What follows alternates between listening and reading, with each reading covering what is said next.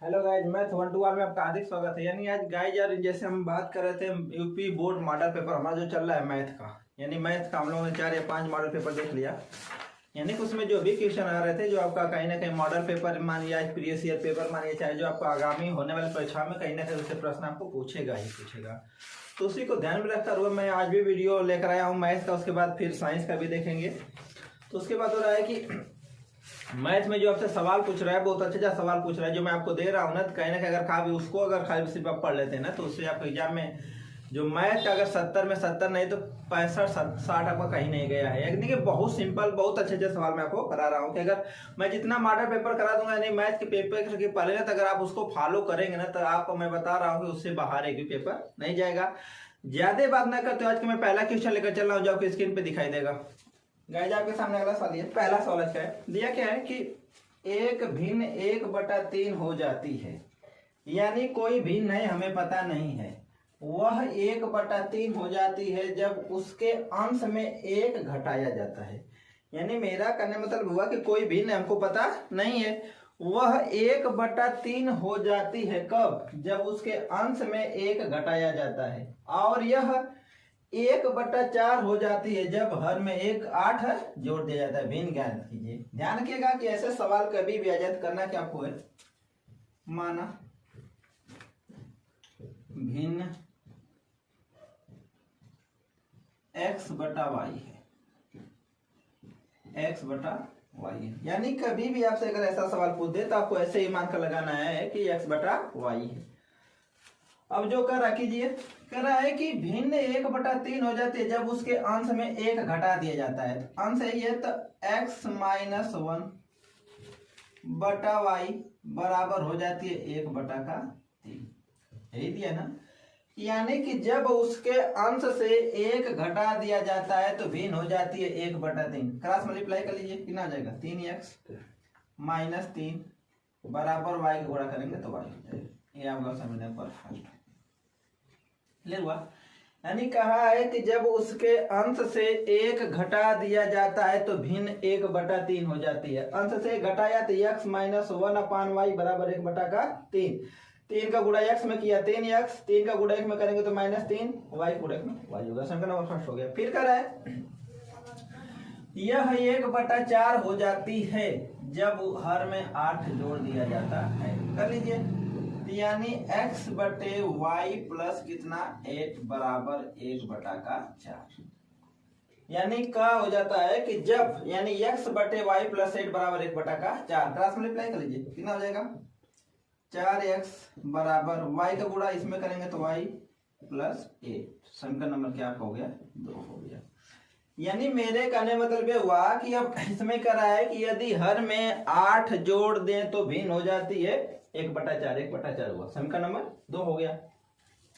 अब मुझे क्या करना है, यहाँ पे y का मान कितना निकाले आप? 3x - 3 निकाले हैं, इसमें रख सकते हैं।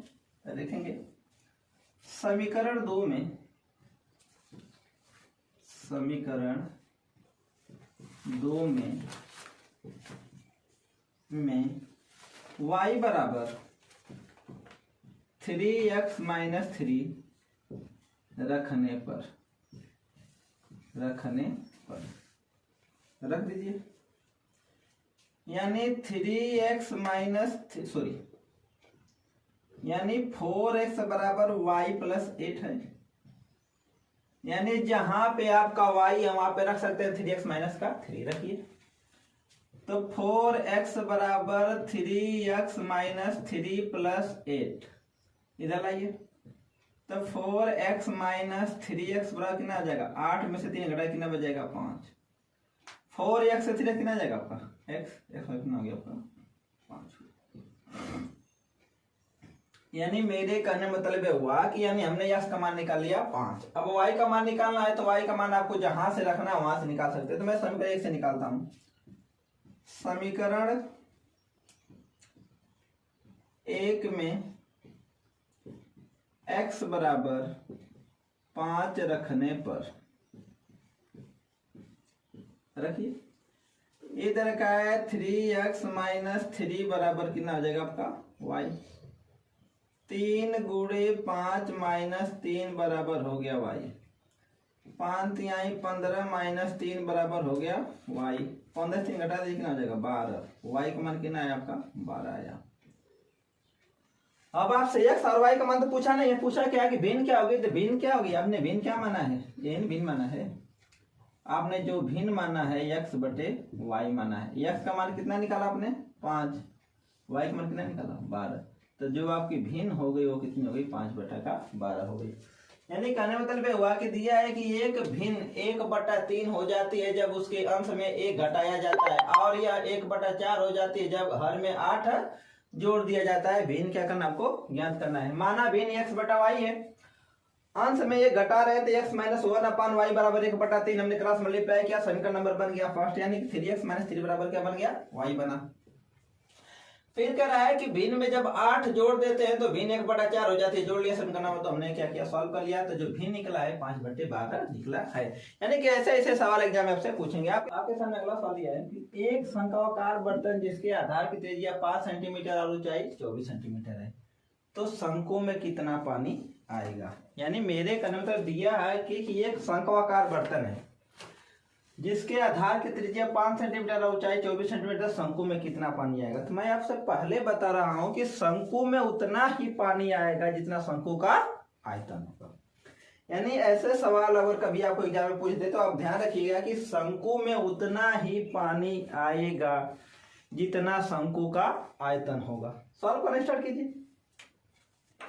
मान लीजिए शंकु है, ये शंकु है और दे रखा है इसकी त्रिज्या दे रखा है और ऊंचाई दे रखा है, यानी h का मान दिया है 24 सेंटीमीटर, यहाँ पे r का मान दिया आपका 5 सेंटीमीटर। तो पूछ रहा है कि शंकु में कितना, मान लीजिए शंकु में पूरा भर जाए ये, तो इसमें जो पानी आएगा वो कितना आएगा। तो ऐसे सवाल कभी भी एग्जाम में तो ध्यान रखिएगा कि शंकु में उतना ही पानी आएगा जितना शंकु का क्या होगा आयतन होगा। सॉल्व करना स्टार्ट कीजिए। तो शंकु का आयतन क्या होता है, शंकु का आयतन, आयतन आपको पता होगा क्या होता है 1/3 पाई r स्क्वायर h। रख दीजिए 1/3 पाई का मान 22/7, r का मान 5 × 5 और h का मान 24 हो गया। कर लीजिए 3 8 का 24 गुणा कर लीजिए 22 × 25 × 8 बटा कितना आ गया 7। 22 × 25 वाट होता है 200 बटा 7 गुणा कर लीजिए 22 × 44 बटा 7 सेंटीमीटर क्यूब। यानी कहने मतलब है कि जो आपसे सवाल पूछा है कि एक शंक्वाकार बर्तन जिसके आधार की त्रिज्या 5 सेंटीमीटर ऊंचाई 24 सेंटीमीटर है, तो शंकु में कितना पानी आएगा। तो शंकु में उतना ही पानी आएगा जितना शंकु का क्या होगा आयतन होगा। तो कितना आएगा 4400 बटा कितना 7 आया। बहुत सिंपल सवाल पूछते हैं। तो आपके सामने मैं अगला क्वेश्चन लेकर चल रहा हूं जो आपके स्क्रीन पे दिखाई देगा। आपके सामने अगला सवाल दिया है, ये हाइट एंड डिस्टेंस का सवाल है। दिया क्या है कि एक मीनार की ऊंचाई 20 मीटर है, एक मीनार की ऊंचाई 20 मीटर है, जमीन पर बनने वाली इसकी छाया की लंबाई 20 कड़ी में 3 मीटर है। तो पूछा क्या है शून्य का उन्नयन कोण क्या करना आपको ज्ञात करना, यानी उस समय जो थीटा बनेगा उसका मान क्या होगा। मान लीजिए मीनार है, ये क्या है मीनार है, और इसकी जो छाया पृथ्वी पे पड़ेगी। अगर मान लीजिए अगर सूर्य यहाँ पे है, अगर सूर्य यहाँ पे है तो इसकी छाया पड़ेगी इधर, ऐसे मान पड़ रही है। हो गया ए हो गया और ए बी हो गया और ए सी हो गया, और यहाँ पे आपका थीटा बन रहा है। तो इसकी जो लंबाई दे रखी है 20 मीटर, और जो इसकी छाया बन रही है कितना है 20 कड़ी में 3 मीटर है,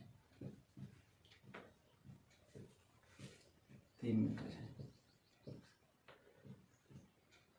हो गया। तो पूछा क्या है सूर्य का उन्नयन कोण क्या करना आपको ज्ञात करना है। अब मैं आपको बता देना चाह रहा हूं कि अगर यहाँ पे थीटा बनता है तो ये क्या होता है लंब होता है। क्या होता है लंब, और ये नीचे वाली भुजा क्या होती है कर्ण होती है। क्लियर हुआ, यानी ये लंब हुआ कर्ण हुआ। तो जब कभी भी लंब और कोण पता हो तो हमको किससे चलना है, tan थीटा से, क्योंकि पता हमको है कि tan थीटा बराबर क्या होता है, tan थीटा बराबर होता है लंब बटे आधार, लंब बटा आधार, यानी मेरा कहने मतलब हुआ परपेंडिकुलर अपान क्या होता है, बेस होता है। रख लीजिए।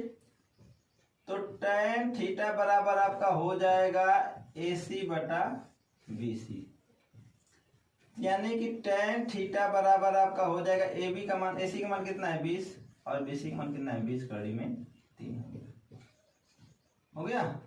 20 से 20 क्या हो गया, कट गया।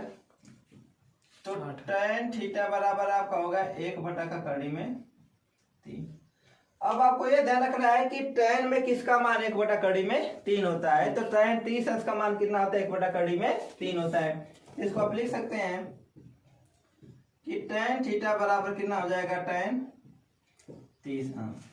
tan से tan क्या हो गया, कट गया, यानी थीटा का मान कितना है आपका 30 अंश आ गया। यानी कि जो आपसे सवाल पूछा है कि एक मीनार की ऊंचाई 20 मीटर है, जमीन पर बनने वाली इसकी छाया की लंबाई 20 कड़ी 3 मीटर है, तो सूर्य का उन्नयन कोण क्या करना आपको ज्ञात करना है। तो जो सूर्य का उन्नयन कोण बनेगा 1 बटा कड़ी में 30 अंश बनेगा। यानी कि हमने लगा लिया tan थीटा बराबर लंब बटे आधा यानी परपेंडिकुलर अपान बेस, यानी tan थीटा बराबर AC अपान BC। tan थीटा बराबर AC का मान 20, BC का मान 20 कड़ी में 3, 20 से 20 क्या हो गया, कैंसिल हुआ।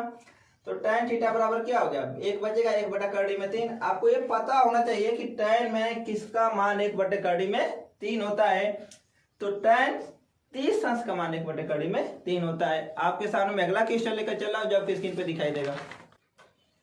आपके सामने अगला सवाल है, दिया क्या है कि यदि tan 2a बराबर cot a माइनस 18 अंश है तो a का मान क्या करना आपको ज्ञात करना है। आइए सवाल जो पूछेगा आपसे 2 मार्क्स पे पूछेगा।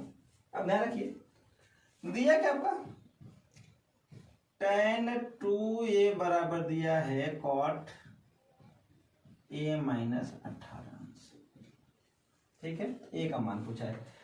तो अगर एग्जाम में ऐसे कभी भी सवाल आ जाए तो इस चीज को आप ध्यान में रखिएगा कि या तो दोनों को tan में चेंज करने या तो दोनों को cot में, आपकी मर्जी। ये मत कहिए कि नहीं सर जी नहीं बताया, तो मैं आपको बता रहा हूं कि आपको किसी एक में चेंज करना है। tan को cot में चेंज कर दिया, cot को tan में चेंज कर दिया, तो मैं tan को cot में चेंज कर रहा हूं। ध्यान रखिएगा, मुझे पता है, फार्मूला आपको पता होगा कि cot 90 अंश माइनस थीटा बराबर होता है tan थीटा, वाह, यानी कि cot 90 अंश माइनस थीटा क्या आता है tan थीटा। इसको तो मैं इसको लिख सकता हूँ cot 90 माइनस 2a, 2a क्यों लिखा, क्योंकि यहाँ पे 2a है, बराबर क्या हो गया cot a माइनस 18 अंश।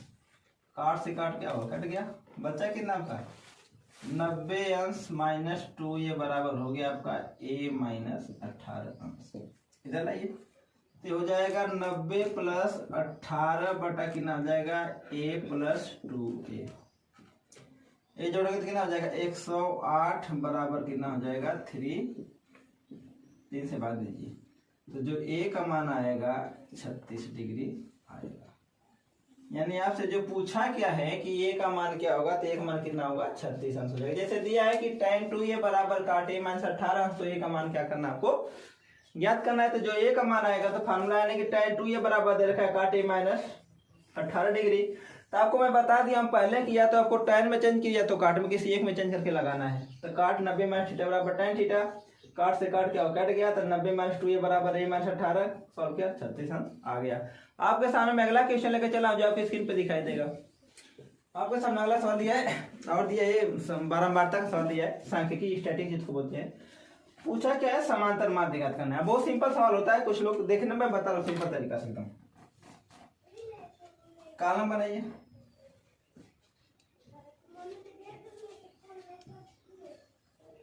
देखिए मैं कॉलम बना लेता हूं। यहाँ पे लिख लिया वर्ग अंतराल, वर्ग अंतराल, और यहाँ पे लिख लिया बारंबारता, बारंबारता हो गया। यहाँ पे इसको मैं डिनोट करूंगा xi से और इसको डिनोट करूंगा fi से, और जो ये मान निकलेगा तो निकलेगा, सॉरी ये निकलेगा एफ आई और एक्स आई। क्लियर हुआ? अब मेरा कहने मतलब है कि वर्ग अंतराल दिया है 0 से 10, फिर दिया है 10 से 20, दिया है 20 से 30 और 30 से दिया है 40 और दिया है 40 से 50। हो गया? अब आपको बारंबारता दे रखा है कितना? 12, 18, 24, 15 और 11। अब आपको इसका मान निकालना है ना, तो इसका मान निकालने के लिए आपको सिंपल तरीका बता रहा हूं मैं, एकदम वेरी सिंपल। क्या करना है कि जो इधर जो भी नंबर होते हैं इनको जोड़ लीजिए और 2 से क्या करना है, आपको भाग देना है। 2 से क्यों भाग देना है? क्योंकि आप 2 नंबर जोड़ रहे हैं, 3 नंबर जोड़ेंगे तो 3 से भाग देना है, ध्यान रखिए। तो 0 और 10 जोड़ेंगे तो हो जाएगा 10, और 10 का आधा कितना होता है? 5। हो गया? 20 और 10 जोड़ेंगे तो हो जाएगा 30, 30 का आधा कितना होता है? 15। 30 और 20 जोड़ेंगे तो हो जाएगा 50, 50 का आधा कितना होता है? 25। 40 और 30 जोड़ेंगे तो हो जाएगा 70, 70 का आधा कितना होता है? 35। और 40 और 50 हो जाएगा 90, 90 का आधा कितना होता है? 45। क्लियर हुआ? यानी एक्स आई का मान निकल गया, एफ आई का मान निकल गया। हमको निकालना है एफ आई और एक्स आई का मान निकालना है, निकाल लीजिए। यानी इनका आपस में गुणा कर लीजिए, 12 5 60 हो गया। इसका गुणा करेंगे तो हो जाएगा 180। 24 का 25 में गुणा, 24 5 120 को 0 हो गया। 24 दूना 48, 48 बार कितना हो गया? 60, 600। 15 5 75 को 5, 15 3 45 7 52, 525 हो गया। 11 का 45 में 11 5 55 को 5, 11 चौक 44 5 49। क्लियर हुआ? अब आपसे पूछा क्या है कि समांतर माध्य। अब समांतर माध्य बराबर क्या होता है? समांतर माध्य बराबर होता है सिग्मा एफ आई एक्स आई बटे सिग्मा एफ आई। यानी कि ये लिख सकते हैं एक्स बार बराबर होता है सिग्मा एफ आई एक्स आई बटा सिग्मा एफ आई। ये आपका मान होता है। हो गया? अब करना क्या है कि ये देखिए एफ आई यानी इसको जोड़िए, इन दोनों को जोड़िए, जोड़ लिया जाता है। 8 2 10, 4 14, 14 5 19 1 20 को 0। ये आपका हो गया सिग्मा एफ आई। 1 1 2 2 4, 4 2 6, 6 2 कितना हो गया आपका? 8 हो गया। हो गया? 1 2 4 2 6 2 8, 80 हो गया। इनको जोड़िए, 5 5 यानी कि ये आपका हो जाएगा सिग्मा एफ आई एक्स आई बराबर 5 5 10 को 0, 8 6 14, 14 2 16, 16 9 25, अब 25 1 26, 9 2 18, 18 8 26 36 सॉरी 8 6 14, 14 2 16, 16 16 9 25 1 26। सही है। आपका हो गया 5 4 9 9 6 15, 15 1 16, 16 2 कितना हो जाएगा आपका? 18। यानी कि सिग्मा एफ आई का मान 80 हो गया, सिग्मा एफ आई का मान 1860 हो गया। समांतर माध्य निकालना, निकाल लीजिए। यानी एक्स डैश बराबर 1860 बटा का 80। 0 0 काट दीजिए, कितना हो जाएगा? 8 दूना 16, 2 बच गया, 8 3 24, फिर 8 दूना 16, 8 बचे 40। यानी कि मेरे कहने का मतलब है इसको काटने के बाद जो आपका आ रहा है कितना आ गया? 23.25 आया। पूछा क्या है? वर्ग अंतराल दे रखा है और बारंबारता दे रखा है। पूछा क्या है? समांतर माध्य आपको क्या करना है? ज्ञात करना है। और समांतर माध्य ज्ञात करने का सिंपल तरीका होता है वर्ग अंतराल बारंबारता F I X I X I. X I कहां से निकला? हमने क्या किया? इन दोनों को जोड़ा, 2 से भाग दिया, इन दोनों को जोड़ा, 2 से भाग दिया, इन दोनों को जोड़ा, 2 से भाग दिया, इन दोनों को जोड़ा, 2 से भाग दिया, इन दोनों को जोड़ा, 2 से भाग दिया। ये पहले से दे रखा था। एफ आई एक्स आई कहां से निकलेगा? इन दोनों का आपस में गुणा किया, 12 5 60, इसका गुणा इसमें किया, सबका गुणा करके हमने क्या किया? लिख लिया। यानी फ्रेंड बहुत ही सिंपल सवाल आते हैं, बस आपको दिक्कत होती है कि सर कहां से आया, कैसे नहीं आया। सॉरी फ्रेंड, यानी गलती थोड़ा सा हो गई, ये होना चाहिए था 18 पर 227 होगा, सॉरी 270 होगा, 270 होगा, गलती हो गई, थोड़ा सा ध्यान रखिएगा। इसको जोड़ लेते फिर से। 5 5 10 को 0, 6 7 13, 13 2 15, 15 9 24, 24 1 25 हो गया आपका। ये हो जाएगा 5 4 9, 9 6 15, 15 2 17, 17 2 19 हो गया। बस यहाँ पे क्या करना आपको 1950 आ जाएगा, गलती हो गई थी। ये हो जाएगा 1950 बटे का आपका हो जाएगा 80। काट दीजिए, कट गया। 8 दूना 16, कितना बच जाएगा 3 35, 8 चौका 32, बच गया 3, हो जाएगा 8 तिरिके 24, बच गया 6, 8 7 56, 8 5 40।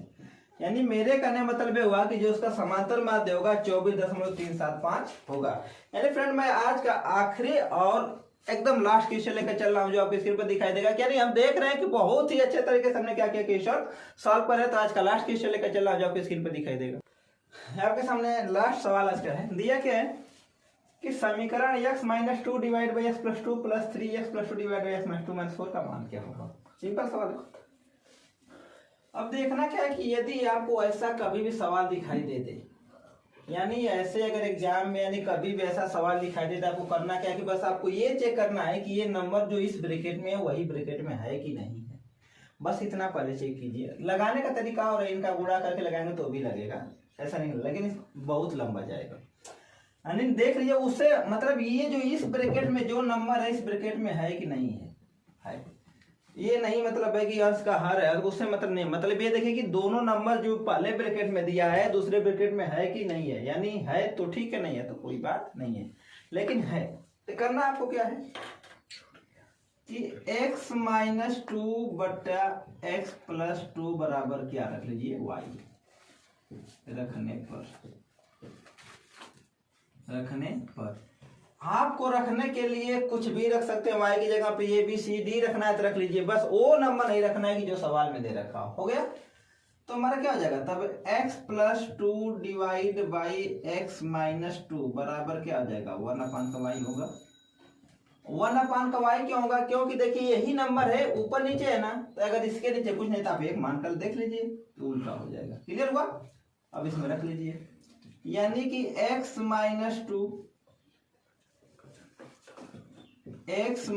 2 बटे x + 2 फिर +3 x + 2 बटे x - 2 और -4 बराबर क्या आपका हो जाएगा 0। यहाँ पे मान रख दीजिए। अब यहाँ पे क्या हो जाएगा y +3, यहाँ पे क्या हो जाएगा 1/y -4 बराबर कितना आपका हो गया 0 हो गया। पूरा कर लीजिए, y +3 बटा का y -4 बराबर का 0। इसका समूह कर लीजिए, क्या हो जाएगा y² + 3 - 4y बराबर क्या आ गया आपका 0 हो गया।